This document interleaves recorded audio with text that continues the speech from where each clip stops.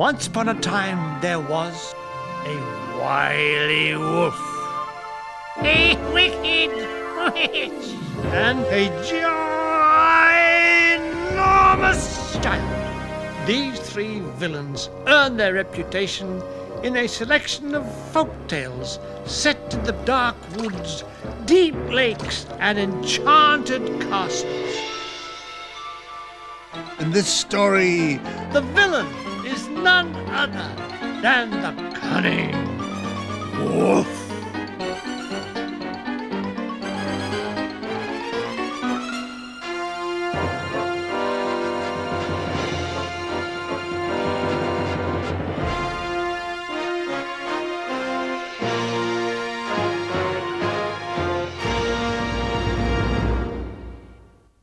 Once upon a time, there was a kind old nanny goat who lived with her 7 kids in a little cottage by the edge of a wood. One day, Mother Goat overheard some woodcutters talking of a huge wolf that was hunting around the forest. Wolves like eating goats, especially young ones. Later that day, before going to town to pay her landlord, Mother Goat gave her kids a stern warning. My dear children, be sure that you lock the door while I'm out and keep a lookout for the wolf. You should easily recognize him by his big black paws and his gruff voice. Confident that they would be sensible, she set off on her rickety old bike. A little later, the wolf saw his chance. Open the door. This is your mother. I got a present for you. The kids heard the gruff voice and remembered their mother's words. We won't open the door. Our mother has a sweet, kind voice, not a gruff one like you. You're a wolf. Go away. The wolf had to admit he did have a gruff voice. I've got a gruff voice. He was a cunning customer, ha ha ha! He drove into the village, straight to the chemist shop. Good morning, said the chemist. Can I be of help to you? Oh, yes, croaked the wolf. I need something for my throat. I lost my son and have been calling him for so long that I'm quite hoarse. Oh, you poor wolf. Here, take this Bazonican mixture. Gulping the medicine, the wolf went straight back to the cottage and knocked on the door again. Open the door, children. It's your mother. And I have a present for you. And never trust a chemist. The youngest was about to pull back the bolts when the eldest screamed out, Wait! Remember, our mother said the wolf had big black paws. Let's ask whoever it is to put a paw against the window, and then we will soon know who it is. The wolf did as requested, being careful that the kids only saw his paws and not his face. You're not our mother. She has white paws. You are the wicked wolf. Go away. Oh, this is gonna take some thought. Back to the village he drove, past the chemist to the baker's. Good morning, said the baker chiefly. And what can I do for you this a fine day? I've been looking for my lost son in the woods all night, and I have trodden on many thorns and sharp stones. Won't you stick some dough on my paws to protect it? Now listen to this. Sprinkle a little flour on them, will you? The baker refused. Wait a minute. Sprinkle some flour, or I'm going to eat you all up.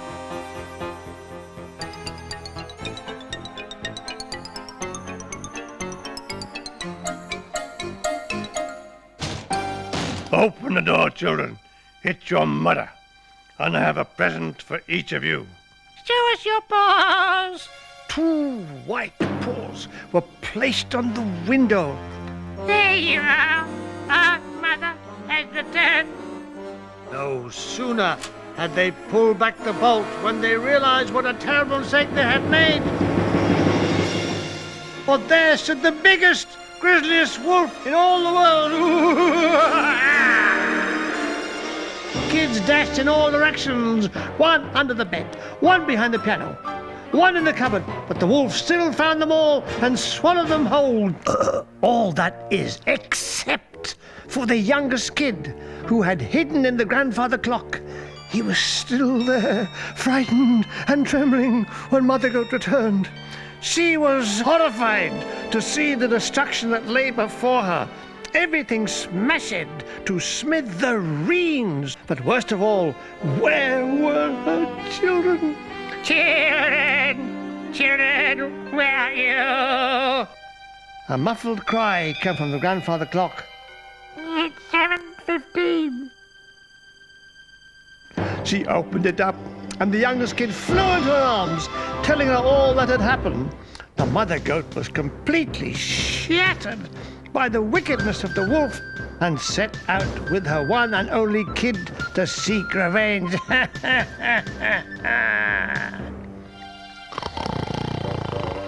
There, laying at the edge of the meadow, she found the wolf fast asleep. She walked very quietly round the wolf, being careful not to wake him. Quite suddenly, the mother goat noticed a churning, struggling movement in the wolf's stomach. Was it possible that the greedy wolf had swallowed her children whole, and they could still be alive? Quick, she cried to the youngest, Go back and get my biggest pair of scissors and come needle and thread. In no time at all, he was back, and the mother got to work and quickly opened the wolf's big, fat tummy. Just as she hoped, out popped one little kid, 2, 3, 4, 5, until the whole family stood reunited around the sleeping wolf. Shh, said the mother goat. Go and find some heavy stones so I can teach the wolf a lesson he won't forget.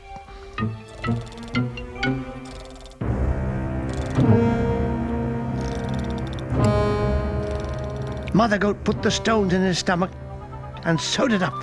Eventually, the wolf woke up. I feel like a drink after such a long sleep. Off he went, the heavy stones bumping and bashing inside his stomach.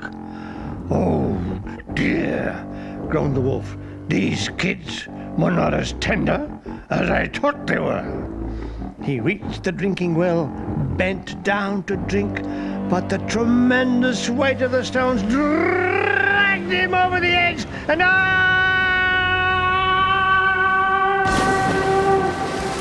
the wicked wolf didn't bother the 7 kids and their mother anymore. So they never had to lock the door again, except, of course, when the income tax man was due to call. Hello, children. Open the door. This is your friendly income tax man. Come on now, open up. Once upon a time, there was a girl called Little Red Riding Hood. One morning, her mother asked her to visit her granny as she was ill in bed with squonk. She would take her a cake and some honey to cheer her up. Little Red Riding Hood was always pleased to visit Granny and promised that she would stay on the path and never speak to strangers in the woods. Off she went, skipping down the narrow track that led her to Granny's house, but in the excitement of chasing a moose, she found she had lost the path as well, and now was hopelessly lost.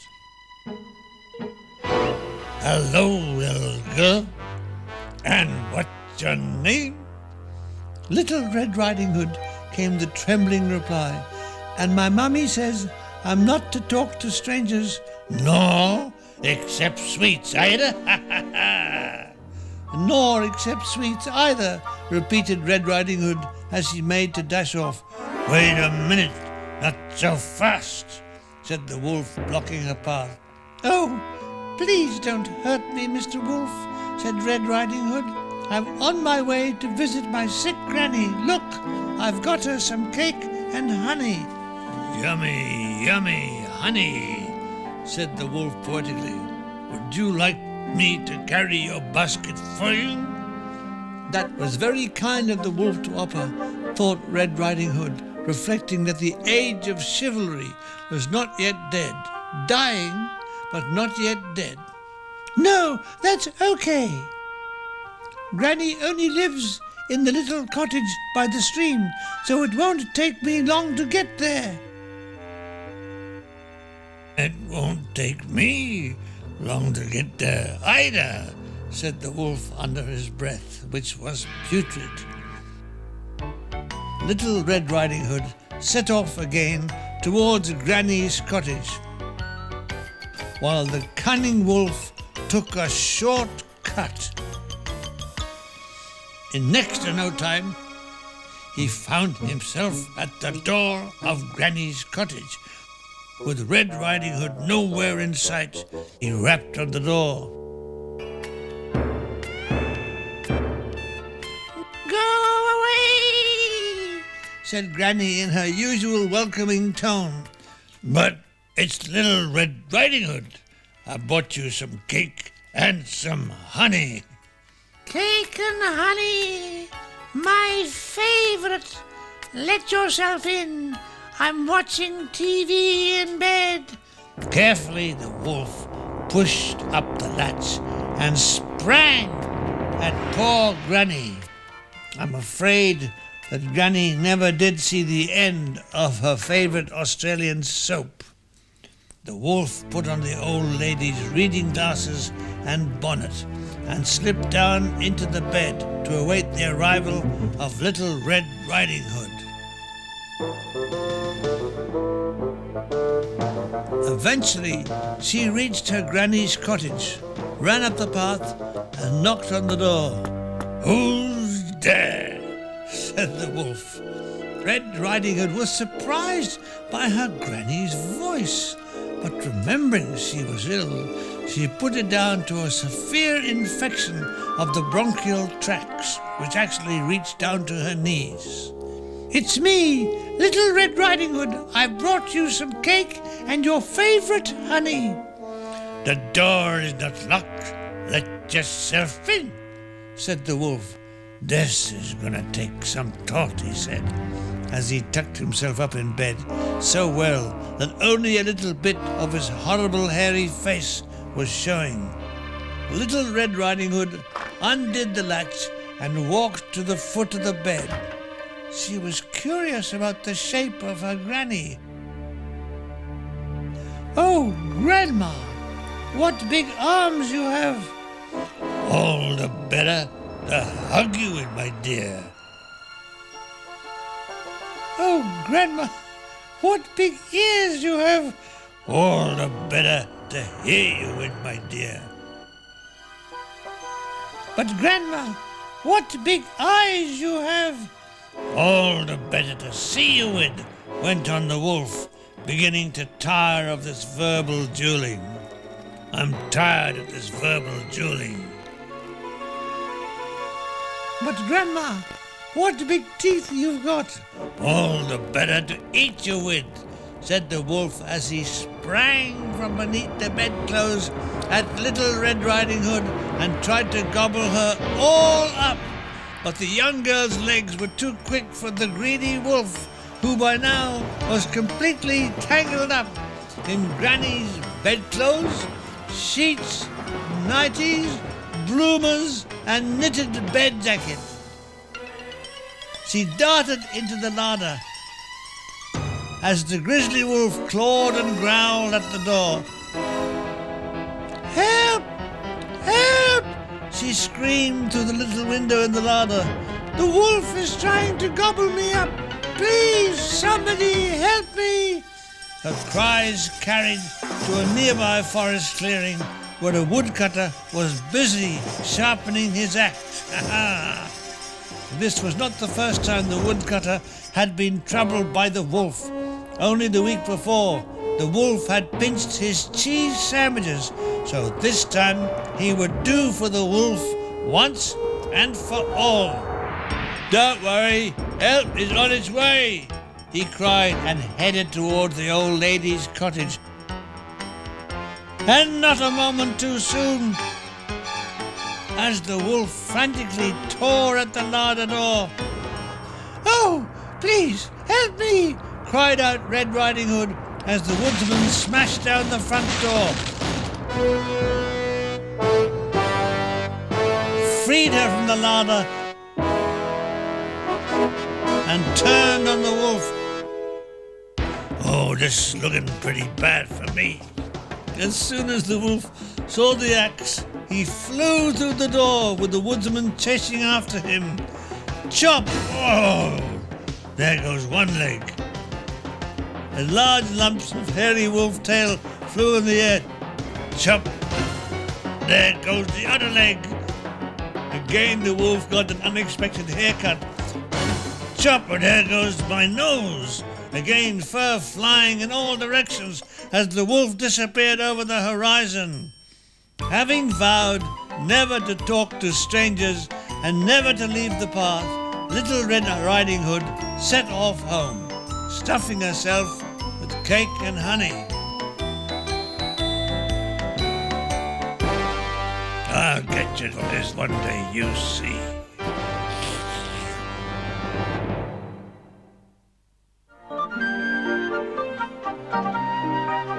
Once upon a time, there was a little red hen who lived in a little house in the wood.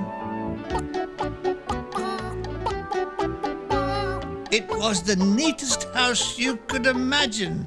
There was a larder full of the best corn and barley, a dear little bed made from the finest straw, and a little fire to keep the hen warm in the evening. The little hen was an independent hen. She had a private income and lived on her own. Consequently, she had to go out and find sticks for the fire herself.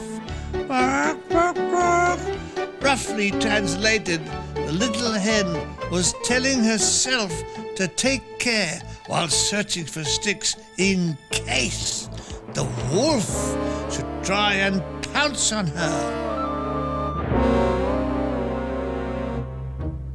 The wily wolf, who lived in a den nearby, was always trying to outfox or outwolf the hen, try as he may. The little red hen was always too clever for him and always managed to get away. On one occasion, he had actually got the hen into his mouth when she said, "Tell everybody you've caught me at last! Quack, quack, quack, quack!" "I got the hen," he cried, opening his mouth to say it, and off she'd flown.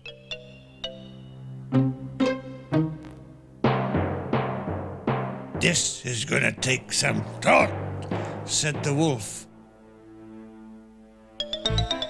Before long, he dreamed up a particularly clever scheme.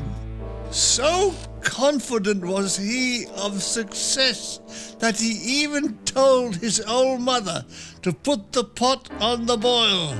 "Oh, yes, tonight we're gonna have the best boiled chicken you've ever eaten." Saying that, the wolf crept out of his den, his sack slung over his back, and crept through the woods towards the little red hen's cottage. Before long, the little red hen came down the steps and started picking up sticks for the fire. She had not seen the wolf, nor had she shut her front door. Silently, the wolf tiptoed into the little red hen's cottage and hid behind a nail. The little hen returned to the cottage. The wolf leaped out on her, so she dropped all the sticks and squawking,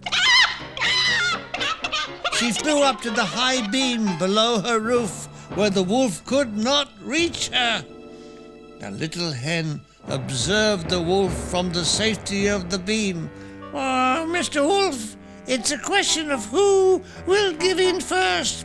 "We'll see about that," he replied as he began to pace round and round beneath the beam, seeking inspiration. Slowly at first, then gathering speed, the wolf seemed to be chasing his tail. Faster and faster he spun like a spinning ballerina until he seemed to be like a grey blur. Oh! The hen felt her head spinning round, and her eyes spinning round, and soon she became so dizzy she dropped down from the beam, plop, right into the wolf's open sack. The wolf was not exactly feeling great himself after his mad dance, and for a moment or two staggered around, lurching here and lurching there, lurching everywhere. "Oh yes, I got you this time, and a very nice supper you'll make with leeks, red wine, and hoibs. I shall call you Coq au Vin." The little red hen luckily did not speak French like half of England, so was not unduly worried, except about being eaten that evening, of course. After all his exertions, the wolf was feeling rather tired, so decided the idiot to take a nap. He placed the sack down on the ground and was soon in the land of Nod, wherever that may be. Some say it's Lewisham.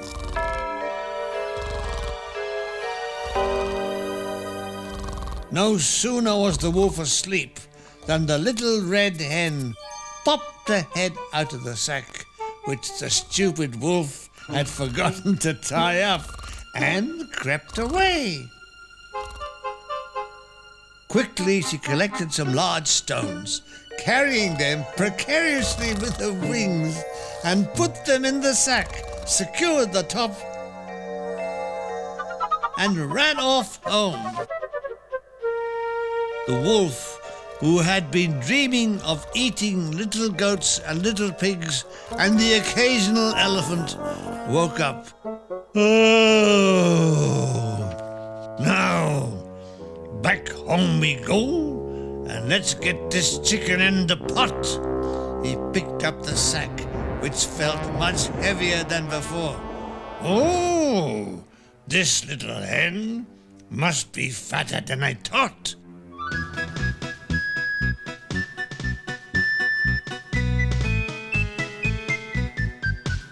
His mother had the pot boiling away merrily as the wolf came into the den.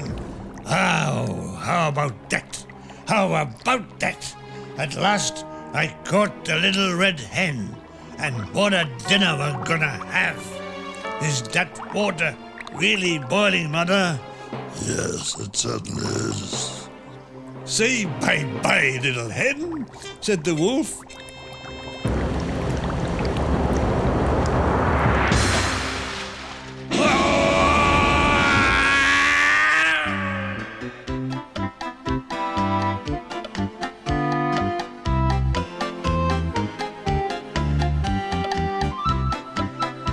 Some months later, the little hen thought she caught a sight of a wolf, heavily bandaged, slinking off behind some trees. She couldn't be sure, but to this day he never troubled her again. I'll get you one day, you see.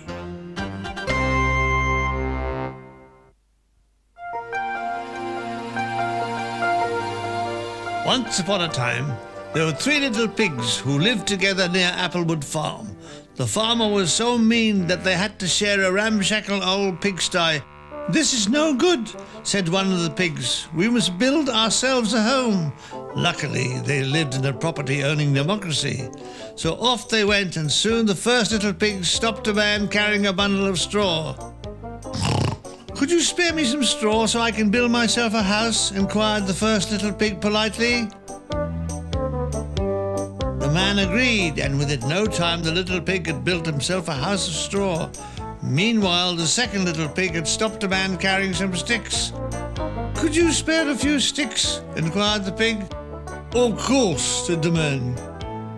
And very soon the little pig had built himself a house of sticks.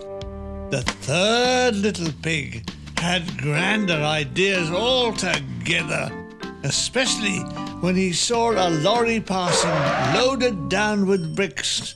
He did a deal with the driver, and before you could say planning permission, he was the proud owner of one sturdy brick cottage. Now, passing through the neighborhood was a whirling wolf, and seeing the first house of straw, he knocked on the door. "Hello, little pig, may I come in?" No, by the hair on my chinny chin chin, I won't let you in." "Then I'll huff and puff and blow your house in." And the wolf huffed and he puffed and he blew the house in and gobbled up the little pig. Further down the road, the wolf saw the second house made of sticks. "Hello, little pig, let me come in." No, by the hair on my chinny chin chin, I won't let you in." "Then I will huff and puff and I'll blow your house in." And he huffed and he puffed, and the house of sticks blew to the ground, whereupon the greedy wolf gobbled up the second little pig with mushrooms and tomatoes. Seeing the third little pig's home, the wolf could hardly contain himself. Breakfast, lunch, and now supper. Little pig, let me in." No, by the hair on my chinny chin chin, I won't let you in." "Then there's nothing for it. I'll have to huff and puff, and I'll blow your house in." And he huffed and he puffed and he huffed, but the little pig's house of bricks would not fall down. "This is gonna take some thought," said the wolf. "Little pig, I know where we can find a nice field of turnips. Be ready at 6 o'clock tomorrow morning, and I'll take you there." "Very well," said the little pig. 6 o'clock it is." "Oh, yes." But at 5 o'clock the next morning, the little pig was already on his way to the farmer's field. He helped himself to as many turnips as he could carry, and was back home when the wolf called as arranged. "Little pig, are you ready to go?" "Ready?" said the pig. "I've been there and back, and I'm just having turnip pie for breakfast, and it's very tasty too." "Oh dear. Oh, this is gonna take some serious thought," said the wolf, trying to contain his anger. "Little pig, I know where there are plenty of apples to be had. Would you like me to show you?" The pig agreed, and the wolf told him of the juicy apples ripening at Sunnyside Orchard. "I'll come for you at 5 o'clock tomorrow morning, and we'll go together." Well, as you guessed, at 4 o'clock the little pig was up and away, and so enjoyed the sumptuous apples that he quite forgot the time. A little after 5 o'clock, the wolf suddenly appeared in the orchard. Oh, I see you tricked me again. No, no, said the little pig, a little scared this time. I'm just picking out the best apples for you. Here, try this one. The little pig skipped down from the tree and scampered back home. The wolf was tempted to chase after him, but thought better of it. He decided his best chance of getting the pig lay at the annual village fair to be held later that day. So yet again, he found himself back at the little pig's cottage. Little pig, will you come with me to the village fair? The little pig agreed, and the wolf said he would come and collect him at 2 o'clock. Needless to say, the little pig was already enjoying himself when the wolf called to collect him.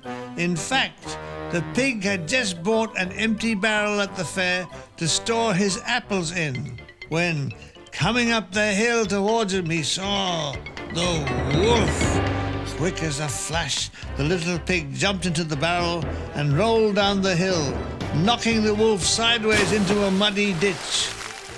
I'll get you for this. This was too much for the wolf. He picked himself up and chased after the pig as the barrel gathered speed down the hill.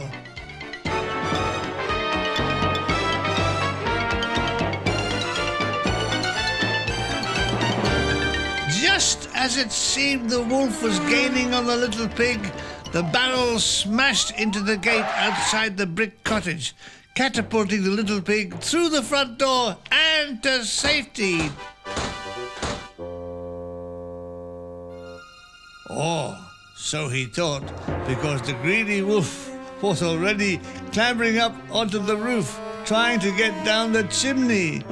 Meanwhile, in a huge pot over the fire, the little pig had been boiling up an apple and turnip stew. The wolf squeezed himself into the tight opening of the chimney and started to wriggle down. Soon, his bottom got very hot indeed. Whoa! His tail started singeing. Oh! Suddenly, the little pig removed the lid from the great steaming stew pot. The wolf lost his grip and with a splash landed in the boiling pot. Yow! He screamed as he shot back up the chimney and like a space rocket flew out way, way over the hills. The little pig was never troubled by the wolf again, and the moral of the story is always go to a builder's merchants when you want to build a house.